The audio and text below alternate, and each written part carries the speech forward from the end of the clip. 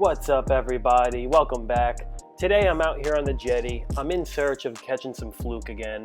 I'm using the same rig that I was using in the last video because that was getting it done pretty good. So right here I'm throwing a 1/2 ounce bucktail again with some white gulp, and let's see what happens.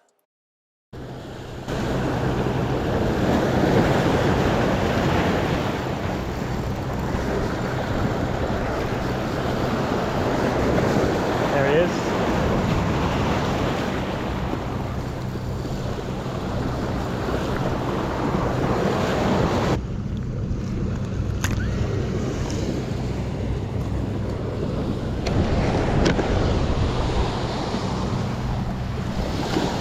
See you later, bro.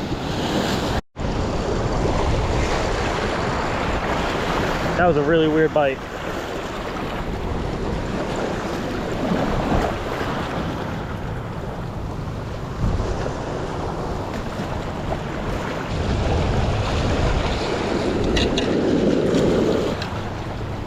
This guy's 15.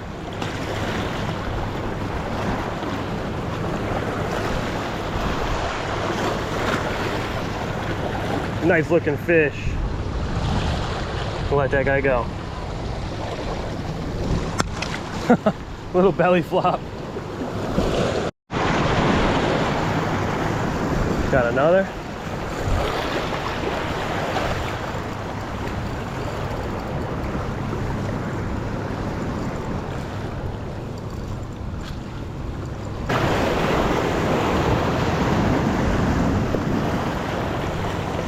That's a keeper. Oh my God.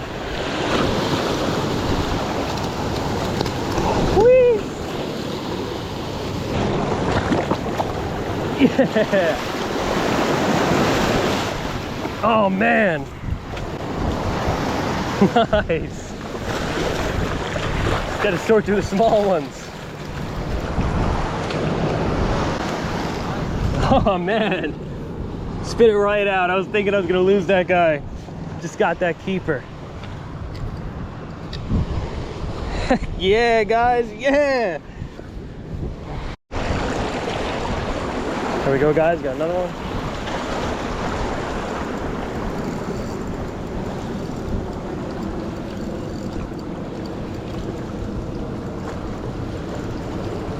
Oh, it's a sea robin.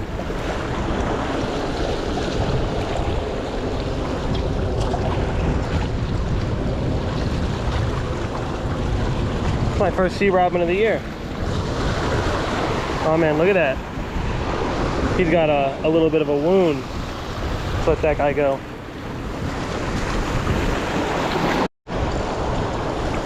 I think there's another sea robin.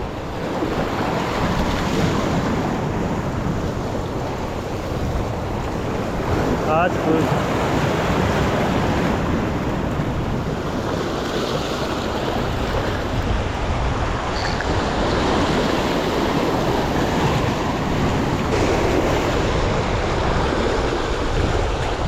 All right.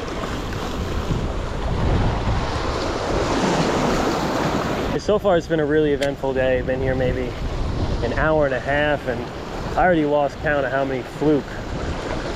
Bunch of shorts, one close to a keeper, got one nice keeper. And it's just been a really great morning out here.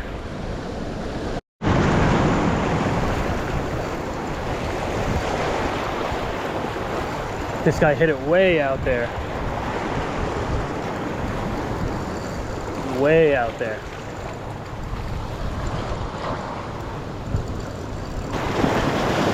Oh, that's another keeper.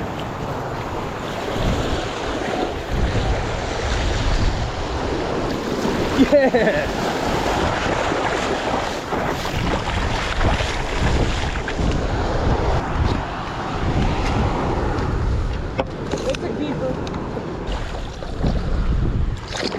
I've been having a great time catching these fish out here.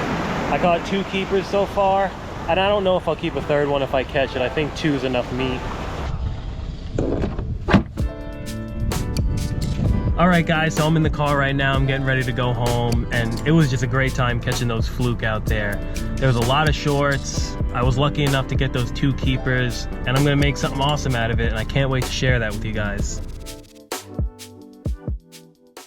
Okay, so I'm going to start filleting some Fluke. I'm going to go ahead and use that same technique that I showed you in the last video. Pretty straightforward, going down the middle. You get 4 fillets out of the Fluke. Super easy and great way to fillet them up.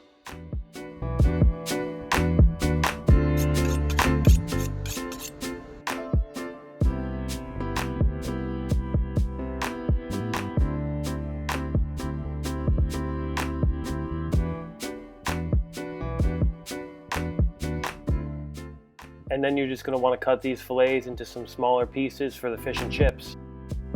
So as you can see, I took the head off the carcass, and I'm left with the bone. This stuff is good, and you shouldn't throw this out. So stay tuned for another video, guys, and I'm going to show you how to make some awesome fish stock. And I think that's going to make some awesome fish and chips. We're back in the kitchen. We got the catch. I got Mara over here. I'm on potato duty. She's on potato duty. I'm gonna get set up out there with the oil and everything and make the batter. So let's get started making this fish. So here you're just gonna wanna cut the potatoes as even as you can so they cook at the same rate.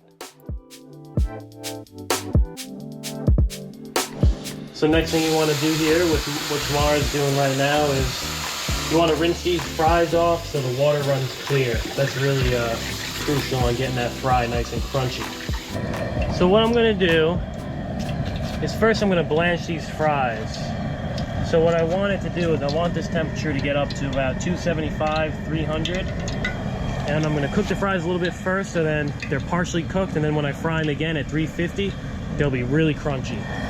I'm gonna set a timer for 5 minutes in batches. No! 4 or 5 minutes and they're pretty good. Got the fries, and let's make the tartar sauce. So I'm gonna start making that sauce, and I was pretty much just eyeballing this whole thing. Like, you don't need a recipe for every single thing that you make. Sometimes you just gotta do what feels right. So right here I got a cup of mayo, looks to be about a tablespoon of relish. I'm gonna put an equal part, probably tablespoon of mustard, some fresh squeezed lemon in there. Nice pinch of salt and pepper. About a tablespoon of minced white onion. And I will definitely try my best to put all the ingredients for everything in the description. That's done, and I'm gonna make the beer batter. It's gonna start with 2 cups of all-purpose flour, a heaping tablespoon of baking powder, season the flour, and finish it with 2 tablespoons of corn starch. And then you're gonna put your put some beer in there. Any wheat beer I like to use is Sam Adams. And we're basically just looking for a consistency thing. I want it to just be a light batter. I don't want it to be super, like, it's a super thick coating. That looks pretty good to me. So Mara's just drying that fish off with some flour, and we're just gonna coat it there, and so it gets nice and dry. We're gonna start breading this stuff up. We got some clouds rolling in here, so gonna try to do this in such a way to get this done fast. As you can see, we're starting to get some nice color on those. Just kind of eyeballing them, you know. Pepper. Oh man, you hear that?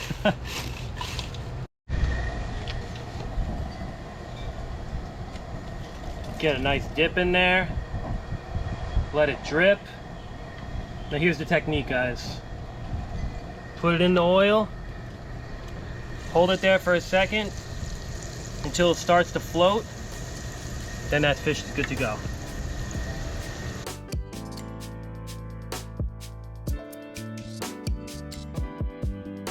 That is what we're looking for. You can hear that sound. Listen.